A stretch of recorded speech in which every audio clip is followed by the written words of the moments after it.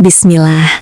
Hanya jongos yang percaya Habib keturunan Nabi Muhammad Shallallahu Alaihi Wasallam. Roboh, nasab klan Ba'alwi KO. Setiap klaim sejarah wajib untuk bisa diuji. Dan dalam beberapa tahun terakhir, klaim Ba'alawi menjadi sorotan bukan karena dakwahnya, melainkan karena klaim garis keturunan. Klaim yang disebut bersambung langsung kepada Nabi Muhammad Shallallahu Alaihi Wasallam. Klaim ini bukanlah perkara kecil.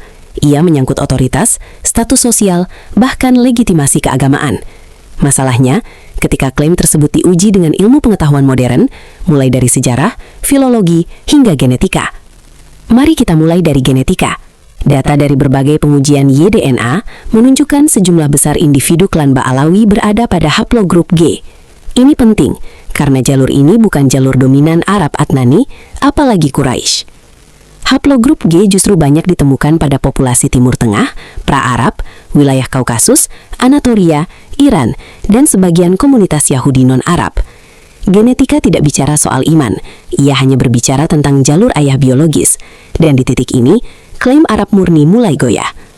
Ketika genetika tidak sinkron, kita beralih kepada budaya. Beberapa waktu lalu, publik dibuat gaduh dengan beberapa video yang viral di mana memperlihatkan kemiripan tarian antara sebagian tradisi Ba'alawi dan tarian komunitas Yahudi di Israel atau Timur Tengah. Reaksi pun emosional, padahal bagi kalangan antropolog, kemiripan budaya lintas agama di suatu wilayah adalah hal yang lumrah. Hadramaut dan Yaman bukan ruang hampa sejarah. Wilayah ini sejak ribuan tahun dihuni berbagai komunitas Arab, Yahudi, dan kelompok pra-Islam lainnya. Budaya bergerak lintas identitas agama dan sering bertahan lebih lama daripada keyakinan itu sendiri. Yang menarik, tarian tersebut bersifat kolektif, repetitif, dan diberi nuansa sakral. Ini bukan ciri ibadah Islam normatif. Ini adalah ciri tradisi etnik Timur Tengah kuno, tradisi yang juga hidup di kalangan komunitas Yahudi. Kita masuk ke aspek yang lebih sensitif, struktur komunitas. Dalam Yahudi tradisional, agama dan etnisitas berjalan beriringan. Keanggotaan komunitas ditentukan oleh kelahiran, dijaga melalui pernikahan dalam kelompok, dan diwariskan lintas generasi. Bandingkan dengan Ba'alawi, ada penekanan kuat pada nasab, ada endogami melalui doktrin kafa'ah nikah, dan ada hierarki sosial berbasis darah. Status keagamaan tidak sepenuhnya ditentukan oleh kualitas iman, melainkan oleh lahir dari garis tertentu. Memang ada perbedaan teknis. Yahudi Ortodok menurunkan status melalui ibu, sementara Ba'alawi bersifat patrilineal. Namun yang kita bandingkan bukan arah garisnya, melainkan fungsinya identitas religius sebagai status herediter.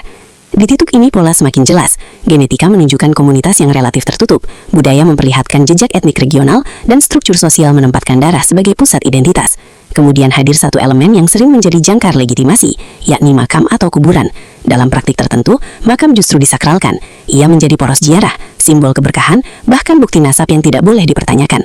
Ketika dokumen lemah, makam sering tampil sebagai saksi bisu yang tidak bisa diuji. Pola ini dikenal luas dalam sejarah agama-agama etnis di mana tanah, darah, dan kubur saling menguatkan identitas. Sampai di sini, pertanyaan bukan lagi apakah Ba'alawi itu Yahudi. Itu pertanyaan yang emosional dan kurang tepat. Pertanyaan yang tepat adalah, apakah model keberagamaan yang ditampilkan oleh Ba'alawi selaras dengan Islam sebagai agama universal, atau lebih menyerupai komunitas etnoreligius yang menjaga identitas melalui nasab? Islam datang untuk meruntuhkan hierarki darah. Nabi tidak mewariskan kemuliaan melalui gen, melainkan melalui akhlak dan ketakwaan. Ketika agama dijaga oleh dalil, ia tetap terbuka. Namun ketika agama dijaga oleh silsilah, pernikahan tertutup dan makam, maka ia berubah menjadi agama berbasis etnis.